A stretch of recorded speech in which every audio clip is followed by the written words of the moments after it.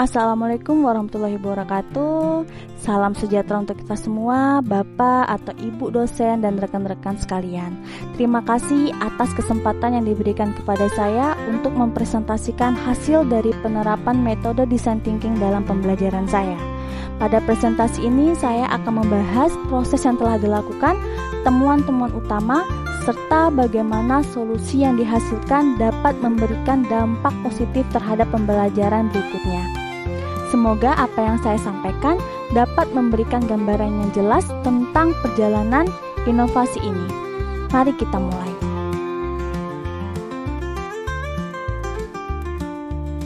Penerapan metode design thinking untuk mengatasi keterbatasan akses teknologi dalam pembelajaran di SMP Negeri 1 Tarakan, Kalimantan Utara. Bagian pertama, deskripsi permasalahan spesifik. SMP Negeri 1 Tarakan yang berlokasi di Kalimantan Utara menghadapi tantangan signifikan terkait akses teknologi dalam pembelajaran. Sebagian besar siswa tidak memiliki perangkat teknologi yang memadai, seperti laptop atau tablet, dan akses internet yang terbatas menjadi hambatan utama.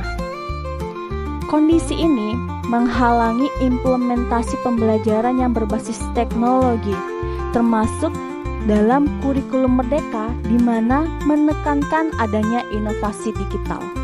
Selain itu, guru juga menghadapi kesulitan dalam memanfaatkan teknologi secara optimal karena keterbatasan pelatihan dan juga infrastruktur yang tersedia di sekolah. Permasalahan lain yang turut memperburuk situasi itu adalah adanya aturan sekolah yang melarang siswa membawa ponsel ke sekolah, di mana untuk membawa ponsel sendiri, siswa memerlukan persetujuan dari pihak sekolah yang seringkali sulit diperoleh.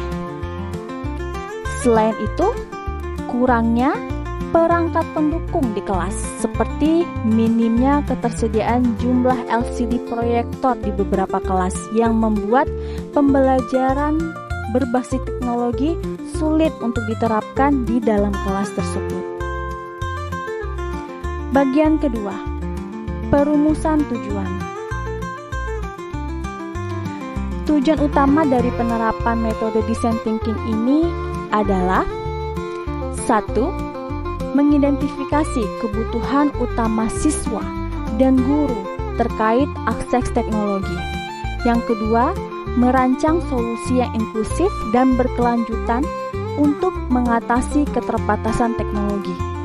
Yang ketiga, meningkatkan keterampilan digital siswa dan guru sehingga pembelajaran berbasis teknologi dapat berjalan secara efektif. Yang keempat, yaitu membuka diskusi untuk merevisi aturan terkait penggunaan ponsel di sekolah dan meningkatkan fasilitas teknologi pendukung di beberapa kelas. Kita masuk ke bagian ketiga, yaitu ada deskripsi solusi atau inovasi.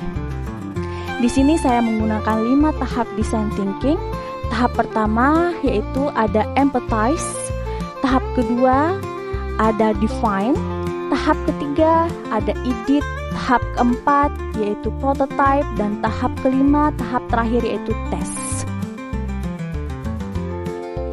Untuk tahap 1, empathize, pada tahap ini dilakukan pengumpulan informasi untuk memahami masalah dari perspektif siswa, guru, dan bahkan juga orang tua. Metode yang digunakan yaitu observasi langsung. Yang pertama adalah observasi langsung, mengamati proses belajar di kelas dan bagaimana guru mencoba mengintegrasikan teknologi. Yang kedua ada wawancara, bertanya langsung kepada siswa tentang tantangan yang mereka hadapi dalam mengakses perangkat teknologi dan internet di sekolah. Dan yang ketiga ada diskusi dengan pihak sekolah, yaitu mengidentifikasi alasan dibalik aturan pelarangan ponsel dan mencari solusi yang seimbang.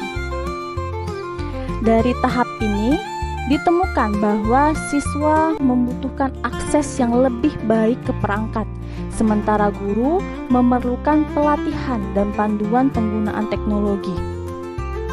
Dan juga karena kurangnya perangkat pendukung seperti LCD proyektor jadi perhatian utama di sekolah tersebut. Kita masuk ke tahap 2, yaitu define, merumuskan masalah. Masalah utama dirumuskan menggunakan pendekatan how might we, di mana yang pertama, how might we meningkatkan akses siswa terhadap perangkat teknologi dan internet untuk mendukung pembelajaran. Yang kedua, how might we merevisi aturan penggunaan ponsel agar lebih mendukung pembelajaran tanpa mengganggu disiplin sekolah. Yang ketiga, how might we menyediakan fasilitas pendukung di kelas seperti LCD proyektor secara merata. Ya, rumusan ini membantu memfokuskan solusi pada peningkatan akses teknologi yang terjangkau, relevan, dan sesuai dengan kondisi sekolah, serta merevisi aturan sekolah. Kita masuk ke tahap 3, yaitu edit.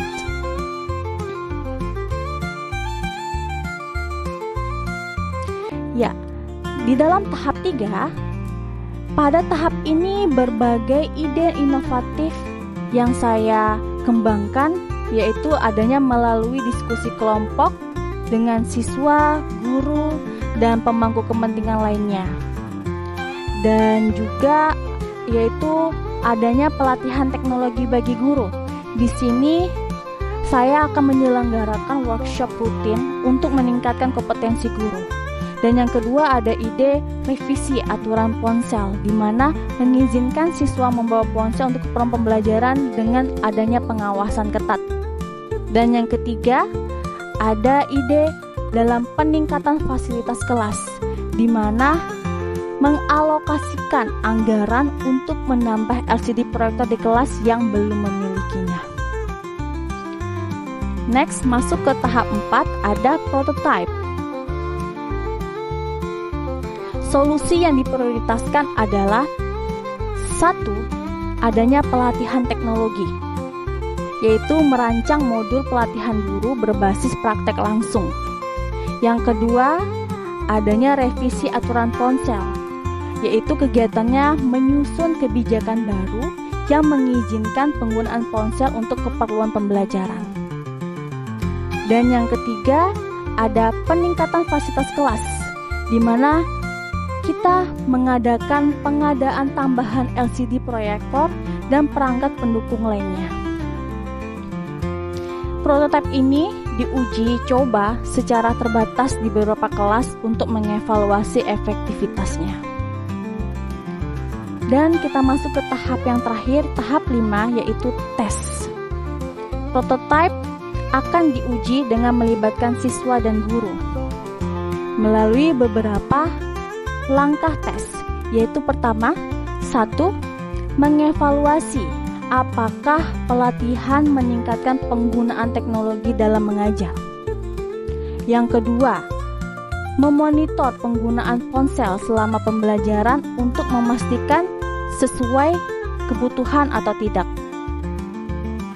Dan yang ketiga, ada mengukur dampak penggunaan LCD proyektor dalam mendukung pembelajaran.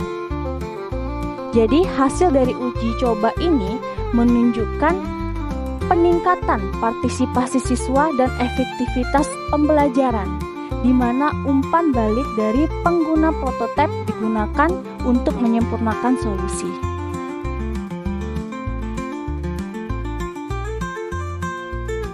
Di bagian terakhir ada kesimpulan. Di sini saya akan menyimpulkan beberapa dari hasil temuan saya, yaitu penerapan metode design thinking di SMP Negeri 1 Tarakan menghasilkan solusi yang relevan untuk mengatasi keterbatasan akses teknologi dalam pembelajaran. Dengan pendekatan berbasis empati dan interaksi, sekolah dapat menciptakan lingkungan pembelajaran yang inklusif dan mendukung transformasi digital. Langkah berikutnya yang dapat kita ambil adalah mengembangkan kemitraan dengan pemerintah dan organisasi swasta untuk memastikan keberlanjutan solusi yang telah diimplementasikan, serta mengevaluasi terus aturan terkait penggunaan teknologi di sekolah. Baik, sekian dari presentasi saya untuk hari ini. Mohon maaf apabila ada kesalah kata dan kurangnya masukan dari saya. Saya harap Bapak atau Ibu dosen dapat memberikan masukan atau tambahan terkait dengan hasil penerapan metode design thinking saya ini. Mohon maaf atas kurang dan lebihnya. Saya akhiri dengan wassalamualaikum warahmatullahi wabarakatuh. Salam sejahtera dan sampai jumpa di pertemuan berikutnya.